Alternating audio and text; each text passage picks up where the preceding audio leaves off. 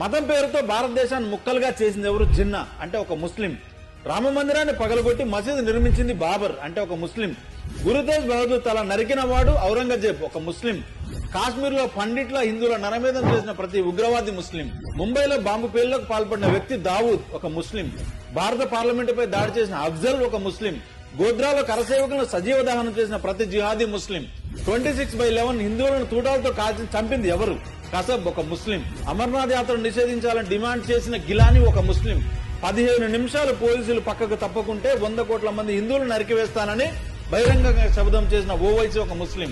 ఈ సందర్భంగా నేను చెప్పేది ఏంటంటే, గోమాతను కోసుకు తినేవాడిని, వందే మాత్రం పాడని వాడిని, మన త్రివర్ణ పతాకాన్ని తగలబెట్టిన వాడిని, లవ్ జిహాద్ పేరుతో మన ఆడపిల్లలను చంపేవాడిని, ఈ దేశాన్ని నాశనం చేయాలని ఆలోచించే ప్రతి దొంగనా కొడుకును తగిన సమాధానం చెప్పే విధంగా ప్రతి హిందూ యునైట్ అవ్వాలి, చైతన్యం అవ్వాలి. ఎందుకంటే అఖండ భారత్ నుండి విడిపోయిన ప్రతి ముక్క ముస్లిం దేశంగా మారిందన్న విషయం ప్రతి హిందూ గమనించాలి. ఆ ముస్లిం దేశాల్లో హిందువులు కనీసం బ్రతికే పరిస్థితి లేదు. మనలో చైతన్యం, ఐకమత్యం రాకపోతే కాశ్మీర్ లో, బెంగాల్లో లాగా దేశం మొత్తం ప్రాణాలు అరిచేతిలో పెట్టుకుని పరిగెత్తాలి. పరిగెత్తే రోజు వస్తుంది.